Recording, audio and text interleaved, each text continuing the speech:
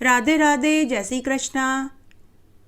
आज मैं आपको श्राद्धों में 16 दिन तक सुनी जाने वाली कथा सुनाने जा रही हूँ। आप सभी के ऊपर आपके अपने अपने पितरों का आशीर्वाद हमेशा बना रहे। आपके पितर आपसे संतुष्ट रहें, आपका वंश हमेशा फले फूले। आइए अब हम श्राद्धों में सुनी जाने वाली कथा सुनते हैं। एक बार एक बहुत छोटा सा गांव था। उस गांव में एक सेठ के एक बेटा और एक बेटी थी। बेटे का नाम धोदो व बेटी का नाम धोदी था। उनके माता पिता का श्राद्ध आया। तब बेटे ने अपनी पत्नी से कहा, मैं तो श्राद्ध करने जा रहा हूँ, तू मेरी बहन को 16 दिन तक रोज बुला कर के जिमा देना। पत्नी ने कहा कि ठीक है स्वामी, आप निश्चिंत होकर गयाजी में श्राद्ध करके आइए। मैं रोज आपकी बहन और आपके बहन के बच्चों को बुलाकर के भली भांति जिमा दूंगी। सेठ का बेटा गयाजी में श्राद्ध करने चला गया। हालांकि वह अपनी पत्नी के स्वभाव को भली भांति जानता था, परंतु वह कर भी क्या सकता था।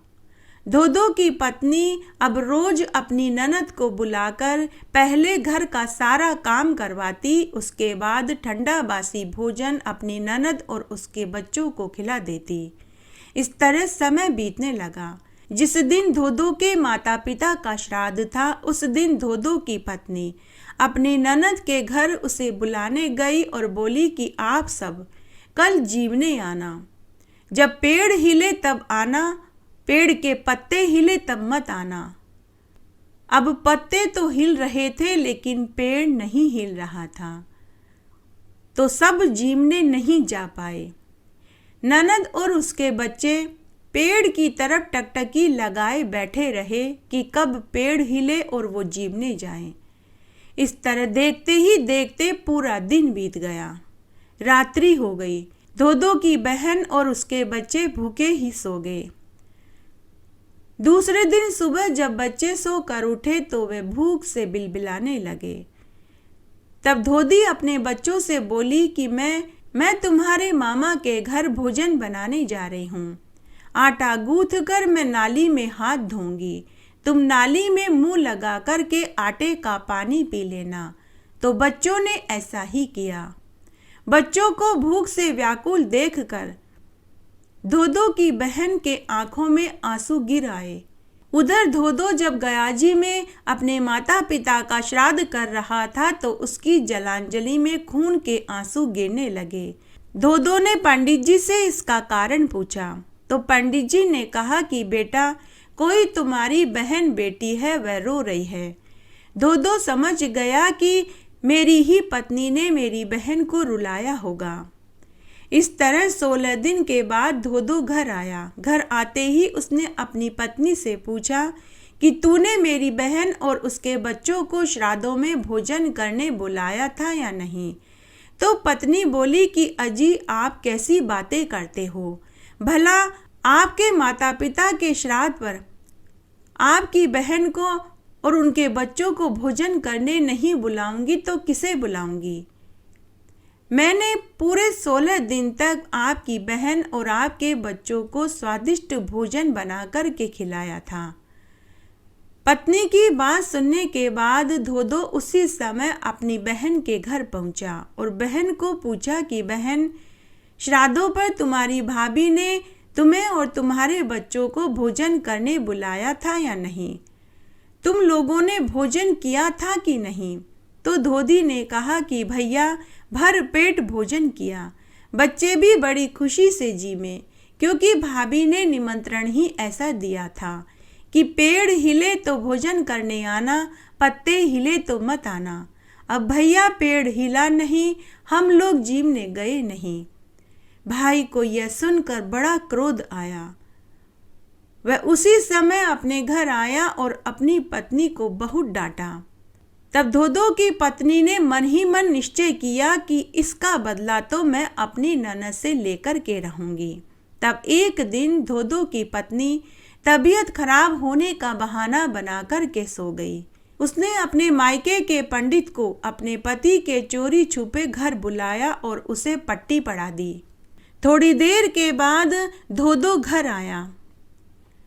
तब पंडित जी ने धोधो से कहा कि पुत्र, तुम्हारी पत्नी की तबीयत बहुत ज़्यादा खराब है। अगर तुम्हारी बहन काला मुंह करके गधे पर बैठकर आए तो तुम्हारी पत्नी की तबीयत ठीक हो सकती है। लेकिन धोधो नाम का ही धोधो था। वह बड़ा ही बुद्धिमान और चतुर था। तभी उसे भी एक चालाकी सूझी। उसने उसी क्षण अपनी पत्नी से कहा कि भगवान, तेरे मायके से एक नाई आया था। उसने कहा कि तुम्हारे मायके वाले घर में आग लग गई। सभी सामान और माल मिल्कियत जलकर राख हो गई। तेरे माता पिता, भाई भाभी और तेरे भतीजा भतीजी भूखे हैं। अगर तू उनके लिए भोजन बनाकर के दे दे तो मैं उन्हें पकड़ा कर आ जाऊं। लेकिन तू कैसे बनाएगी? तेरी तो तबीयत खराब है। तो पत्नी ने झट से कहा कि अजी, इतनी भी तबीयत खराब नहीं है। मैं अभी अपने माता पिता, भाई भाभी और भतीजे भतीजियों के लिए पूड़ी सब्जी हलवा बनाई देती हूँ। तब धोधो की पत्नी ने अपने मायके वालों के लिए पूड़ी सब्जी हलवा खीर आदि बनाया। साथ ही बैलगाड़ी में गेहूं, जौ, बाजरा, चावल, तेल, घी के पीपे भी रख दिए। साथ ही अपने भतीजे भतीजियों को दूध पीने के लिए एक दूध देने वाली गाय बछड़ा सहित बैलगाड़ी के पीछे बांध दी। और फिर वह अपने बेटे से बोली कि बेटा, तेरे पिताजी गाड़ी भरकर सामान तेरे नाना नानी और मामा मामी के लिए ले जा रहे हैं। बेटा, तू ध्यान रखना कहीं तेरे पिताजी इन सामान को तेरी बुआ के घर न पकड़ा दे। यह गाड़ी तेरे मामा नाना के घर ही जानी चाहिए। धोधो का बेटा अपनी माँ की हरकतों से पहले से ही दुखी था। उसके बाद धोधो अपने बेटे और सारे सामान को लेकर बैलगाड़ी में चल दिया। आगे जाने पर दो रास्ते आए। एक रास्ता धोधो के ससुराल की ओर जाता था तो दूसरा रास्ता उसकी बहन के ससुराल की ओर जाता था। धोधो ने बैलगाड़ी अपनी बहन के ससुराल की ओर घुमा दी। वहां जाकर उसने सारा सामान अपनी बहन को दे दिया। उसके बाद बैलगाड़ी को अपने ससुराल की ओर घुमा दी। धोधो अपने ससुराल में पहुंचकर अपने सास ससुर और साले से बोला कि आपकी बेटी की तबीयत बहुत ज़्यादा खराब है। पंडित जी ने कहा है कि अगर आप लोग मुंह काला करके गधे पर बैठकर अपनी बेटी से मिलने आएंगे तो वह जल्दी ठीक हो जाएगी। धोधो के सास ससुर भाई भाभी ने सोचा कि हमारे तो एक ही बेटी है, अगर ऐसा करने से हमारी बेटी की तबीयत ठीक हो जाती है तो करने में बुराई ही क्या है। दूसरे दिन धोधो के सास ससुर भाई और साले ने मुंह काला किया और गधे पर बैठकर अपनी बेटी के घर पहुंच गए। जिस समय धोधो के सास ससुर और भाई और भाभी अपनी बेटी के घर पहुंचे उस समय धोधो की पत्नी चक्की पर आटा पीस रही थी। आटा पीसते समय वह एक गाना गा रही थी जिसके बोल इस प्रकार थे। मैं दिन पूंजू संजा होली, मर जावे सासू नणदोली। तब धोधो ने अपनी पत्नी के मुख से गाना सुना तो उसने भी एक दूसरा गाना गाया। उसने कहा, मैं दिन पूंजू अंड कटारा, मर जावे ससुरा और सातों साला। आगे फिर धोधो बोला कि देख मर्द की फेरी, माँ तेरी बहन मेरी।